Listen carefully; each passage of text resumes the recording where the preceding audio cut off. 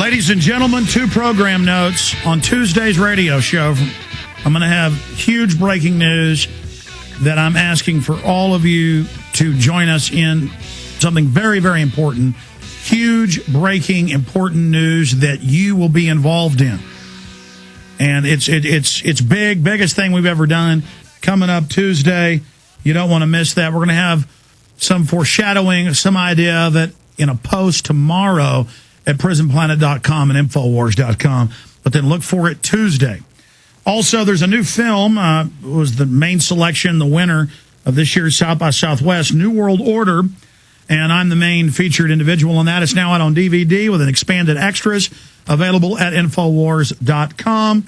Of course, there's my 2 latest films, government-sponsored terrorism, Terror Storm, and the 9/11 Chronicles, all available at Infowars.com via the safe, secure online video bookstore shopping cart. We also have Richard Gage documentaries and all the great books, T-shirts, and materials that get the word out. I want to take a few calls for our guest coming up here, but in 3 or 4 minutes before we take some final calls, you'll have a full hour with less ads coming up on the Wednesday show.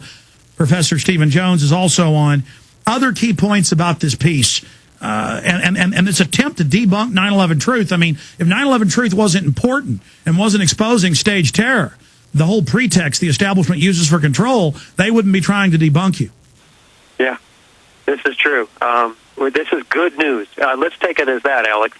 There's a serious attempt to make a very unscientific analysis to label us as conspiracy theorists and show, but I think it all backfired. I really do. It was so shoddy, as you suggest, that it can't hold water with thinking people. It simply can't. I mean, we have 800 architects and engineers now signed on to the petition. Virtually every architect and engineer who's at our presentation or reviews our DVD ends up going, "Oh my God, well, I can't believe I didn't know about all of this. How come I hadn't heard about this? Of course, this makes sense. You're right." And they end up signing our petition. It's pretty extraordinary. I mean, we have incredible response rate, show of hands everywhere we go around the world. Well, that's the big dirty secret, is that every time they do these shoddy hit pieces, it just wakes more people up. It's like they're saying the world is flat, we're saying it's round. They do TV specials saying it's flat. They're discrediting themselves. The question is, why do they keep doing it? They have to respond somehow, and I guess they just don't do a real good job of manipulating. Maybe that's the best they're capable of.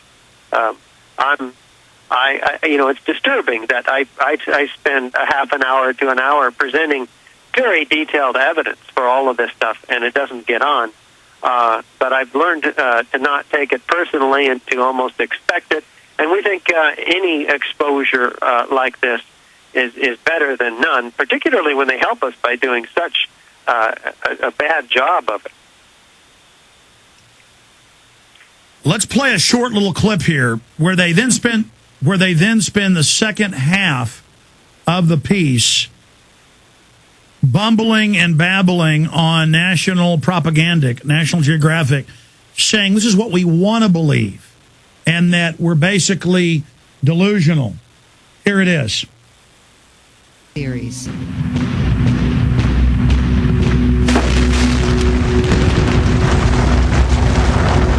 The reality is, this far out, no one has been able to provide a single piece of evidence that those buildings were explosively demolished. And the reason is they weren't. By presenting this new evidence to the truthers, they and we might learn more about their theories, their beliefs, and perhaps most importantly, why they want to believe. You take out some of those experiments you paid a lot of money for, but don't prove anything, you're going to have a lot of folks, it is a complete joke. Let's take some phone calls for Richard Gage. John in Louisiana, you're on the air. Go ahead. How you doing, Alex? Good. How you doing, Richard? I would like to ask you, Richard, how long do you think that, because, nanothermite is very, very small, not very noticeable, how long do you think they could have been present in the towers? It was painted on clearly, and we even know they say unconventional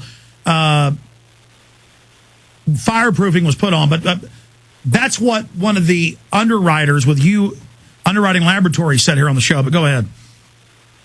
Yeah, well, Kevin Ryan has done some analysis indicating that there were indeed fireproofing retrofits in the floors above and below the point of jet plane impacts, which are different in each of the North Tower and the South Tower. So that's very interesting. He documents that in Journal of 9/11studies.com. Relative to your question about how long, this stuff's been available for about 10 years. We know for the last 9 months that there was an elevator retrofit going on, the largest elevator modernization in history, actually, where all the core elevators, the elevators in the core of each tower were changed out. They had 85 employees, in fact, from Ace Elevator scatter the morning of 9/11 after the first jet plane hit. They were supposed to stick around and help the first responders. But somebody, perhaps in the guise of an elevator modernization, could have had access to the core columns and beams in the building. And they had all sorts of weird terror drills evacuating. Thank you, John. Finish up, Richard. Yeah, so there was access there. So when we talk about who might have been able to do this, we have to say who had access to the building. They also say, where's the det cord? We would have seen det cord. Well, FEMA was all secretive. Everything was blown into tiny pieces.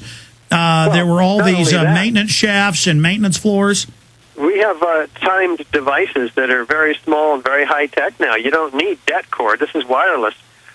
This is wireless technology now. Absolutely. Let's jam in another. Seal in Canada, you're on the air. Hello there. Hi. Well, Mr. Jones, General Jones, and gentlemen, I'm so glad to talk to you today, calling you from Alberta up here in the foothills of the Rockies.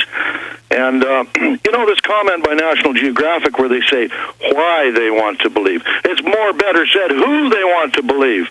I mean, who are you going to believe? You going to believe these people that are bringing these chemtrails and this swine flu and all the questions of that? All these people that are dead that were students that made this swine flu bacteria and all the rest of it? Who are you going to believe? Absolutely. I appreciate your call. Yeah, I mean, it's declassified that 500,000 Americans were sterilized illegally, that foster children were taken and tested pesticides, chemicals, radiologicals, that all of this goes on, that our own troops were nerve gassed to death. And so if the government would do this in the past, why wouldn't they do this now, Richard Gage? I'll have to leave that question for somebody else. We do focus on the evidence at the World Trade Center for the explosive Absolutely. demolition. Absolutely. You're looking at the science, but if you have a history of a government that staged terror attacks and treats human life like it's a negative, not just doesn't care about it, you got to think about that. Bill in Texas, last caller. Got about a minute and a half left. Bill, go ahead. Hey, Alex. Certainly nice to talk to you finally. Listen, I'm members of both of you guys' websites, and I have two questions. One is the pilots for 9/11 Truth, which is another group similar to architects and engineers, most of them believe that no planes were used, or at least they think that the maneuvers that were called upon the hijackers to do were impossible for them to do them.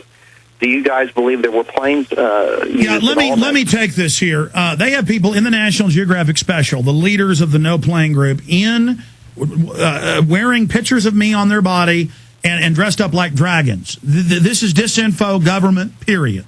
Now, we're saying questionable Pentagon because of witnesses. When we say cargo planes, but not regular planes, that's an Operation Northwoods declassified, so we have to look at it.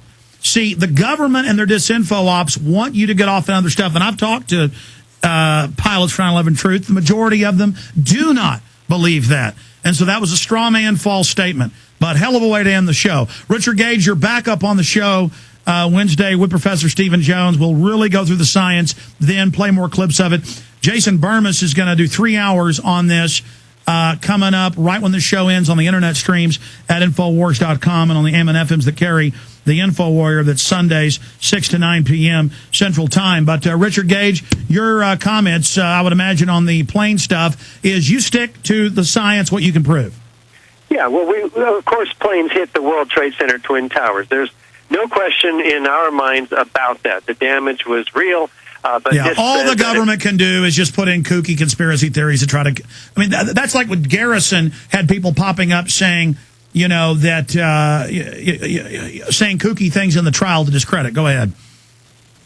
So NIST acknowledges that the structure of the buildings did their job. It was the weakening by fire that they say brought the buildings down. But as you mentioned earlier, fire cannot create several tons of molten metal found by the first responders and others and seen in the photos and videos throughout.